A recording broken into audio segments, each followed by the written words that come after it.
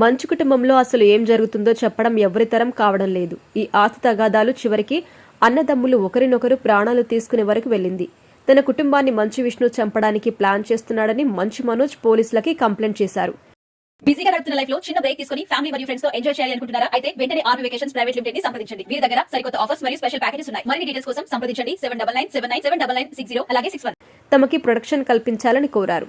మంచు విష్ణు తన అనుచరులు అయిన రాజ్ కొండూరు, కిరణ్, విజయరెడ్డి మరికొందరు బౌన్సర్స్ తో కలిసి మా అమ్మ బర్త్డే సందర్భంగా కేక్ కట్ చేయించాలనే కారణంతో ఇంట్లోకి ఎంటర్ అయ్యాను. కానీ వారు కావాలనే విధ్వంసం సృష్టించడానికి ఇంటికొచ్చారు.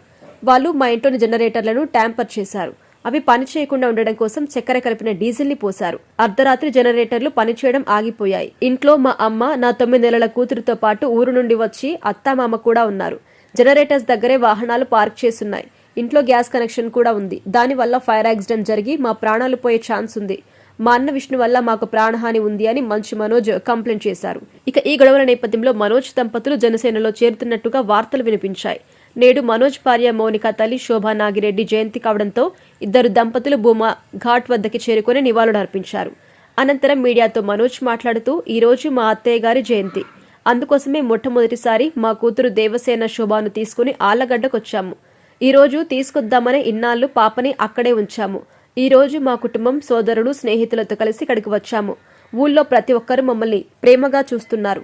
వారందరికీ ధన్యవాదాలు తెలుపుతున్నాను. ముఖ్యంగా భూమా కుటుంబానికి థ్యాంక్స్.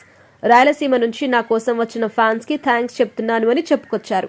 ఇక వెంటనే ఒక రిపోర్టర్, మీరు జనసేనలో చేరబోతున్నారంటే వార్తలు వచ్చాయి కదా, దానిపై మీ స్పందనేంటి అని అడగ్గా మనోజ్ సైలెంట్ గా నో కామెంట్స్ అని చెప్పేసి వెళ్లిపోయారు. ఇక దీంతో ఫ్యాన్స్ లో ఒక క్లారిటీ వచ్చేసింది. నో కామెంట్స్ అన్నాడు కానీ అదేం లేదని చెప్పలేదు. కాబట్టి ఖచ్చితంగా జనసేనలో మనోజ్ దంపతులు వెళ్తారని నెటిజన్లు మాట్లాడుకుంటున్నారు. ఎలాగో భూమా నాగిరెడ్డి కుటుంబం మొత్తం టీడీపీనే కాబట్టి మనోజ్ సైతం అటువైపే వెళ్లాలని చూస్తున్నాడు. రాజకీయంగా ఎదగడానికి మనోజ్ దంపతులు కష్టపడుతున్నట్టుగా తెలుస్తోంది. ఇక ఆస్తి వివాదాలు కూడా ఇప్పుడిప్పుడే తేలేలా కనిపించడం లేదు. మరి మంచి వారసుల ఆస్తి తగాదాలు ఎక్కడి వరకు వెళ్లి ఆగుతాయో, చివరికి మోహన్ బాబు ఎవరెవరికి ఎంతెంత ఇస్తాడో అనేది తెలియాలంటే ఇంకొన్ని రోజులు ఆగాల్సిందే.